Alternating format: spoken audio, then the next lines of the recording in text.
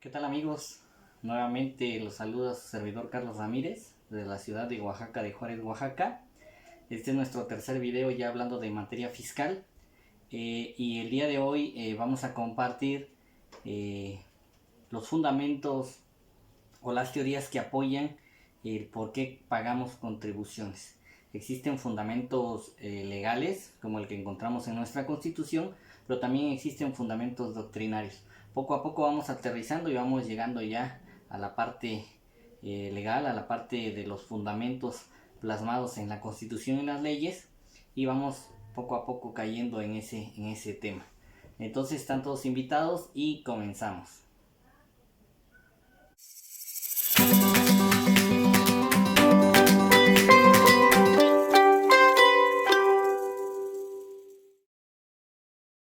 Pues bueno, la principal pregunta que como contribuyentes o la sociedad en general tiene es por qué pagamos las contribuciones o específicamente los impuestos. Cabe aclarar de que estamos hablando del término general llamado contribuciones, ya que toquemos el tema de clasificación de las contribuciones establecido en el artículo 2 del Código Fiscal de la Federación. Vamos a entender que los impuestos pues es una especie de las contribuciones, como generalidad las contribuciones y como algo específico los impuestos. Solamente esa aclaración. Entonces, pues nos preguntamos por qué pagamos las contribuciones, ¿no? Se pudiera responder de manera, ya los que van un poquito más avanzados en esta materia contable o fiscal, que es una obligación plasmada en la Constitución.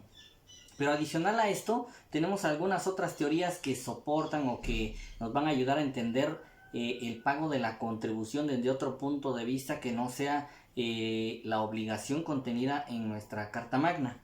Entonces, dentro de estas teorías tenemos cuatro, que es la histórica, la económica, la doctrinaria y la propia de la Constitución. Vamos a abundar un poquito en cada una de estas de manera general para que podamos ir adentrándonos a esta materia fiscal.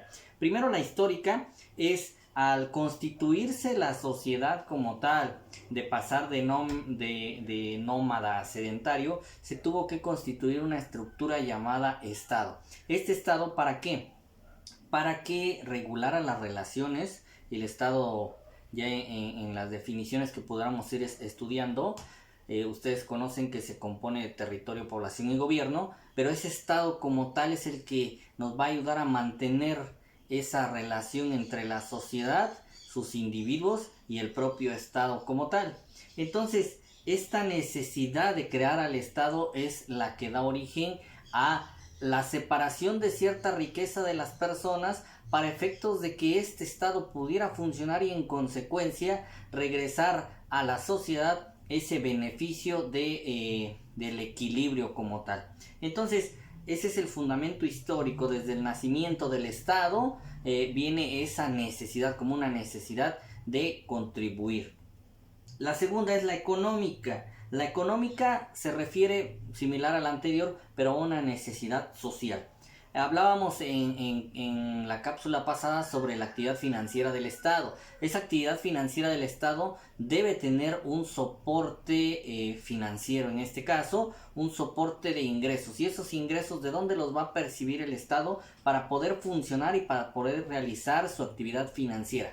Pues de las contribuciones en general. Esa sería nuestra segunda teoría. La tercera teoría es la doctrinaria. Y en la doctrinaria tenemos varias teorías que apoyan, que encontramos en la doctrina, que apoyan el por qué contribuimos al Estado, por qué pagamos impuestos. Esa es la pregunta que la mayoría de empresarios tienen: ¿por qué tengo la obligación de pagar impuestos? La primera teoría doctrinaria es la de servicios públicos. Esa es una teoría, fíjense, que no va acorde ahorita en nuestro entorno, ya que esta teoría solamente se enfoca en de que nosotros contribuimos para después recibir servicios públicos, servicios de salud, de educación, de vivienda, de transporte. Todo eso se concibe como el fin de la contribución. Yo voy a contribuir, pero para que tú, Estado, me regreses esa contribución en servicios públicos. Y ahí también se conoce como la teoría de la equivalencia o la teoría del beneficio. ¿Por qué? Yo te voy a contribuir en la medida en que tú me lo vas a regresar. esta teoría tiene críticas ya que pues no está acorde a nuestro entorno actual. La siguiente es la relación de sujeción.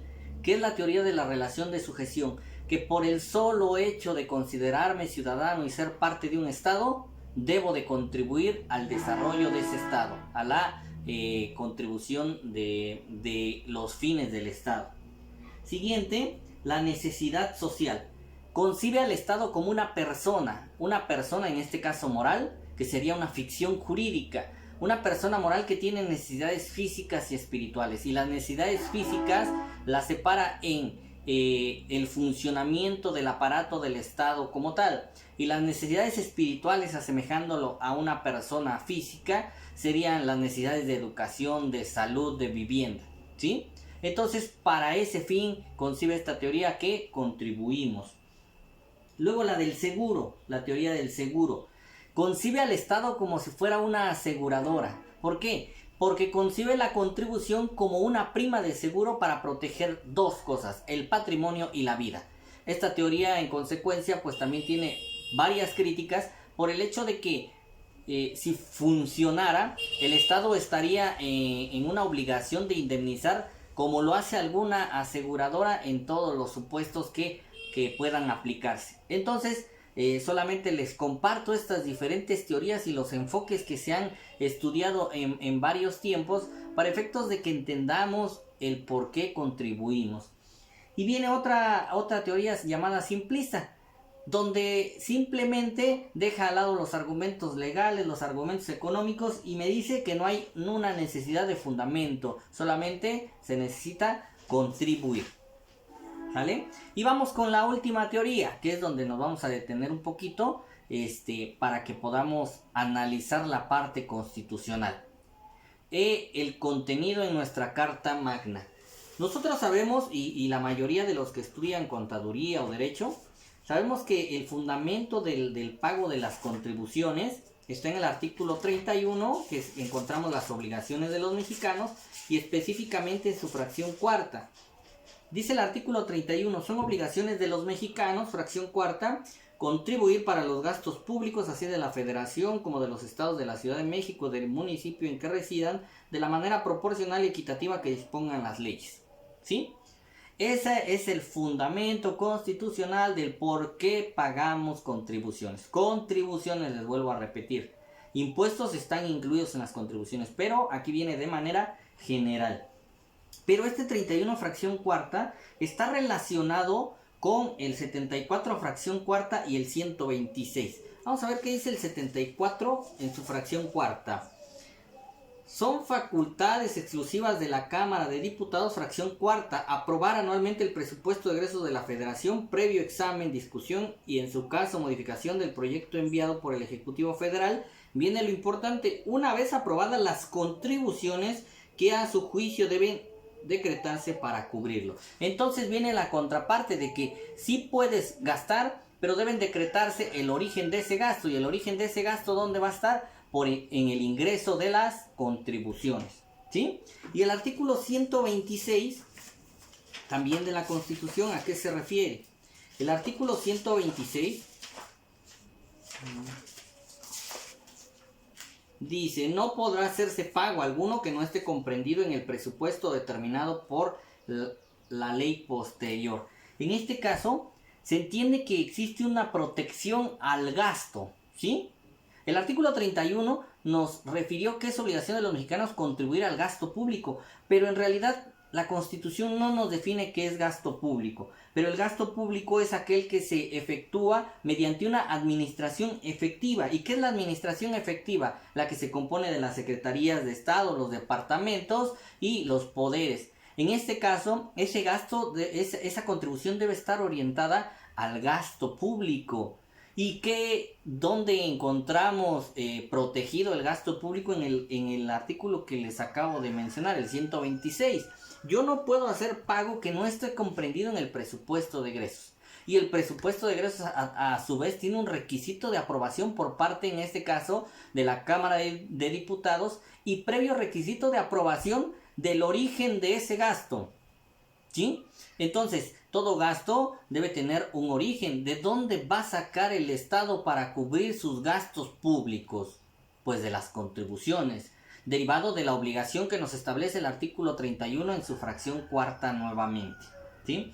Entonces, esta cápsula es un poco corta, simplemente para seguir el hilo que llevamos de derecho fiscal, derecho fiscal en el video 1, de las fuentes del derecho fiscal en el video 2 y ahora este tercer video, y seguiremos analizando la introducción al derecho fiscal. Vamos a estar subiendo también contenido para estudiantes desde contabilidad básica. Esperemos que también nos apoyen en esos videos. Y pues quedo a sus órdenes nuevamente. Mi nombre es Carlos Ramírez y fue un gusto compartir nuevamente un poco de conocimiento a todos ustedes. Muchas gracias.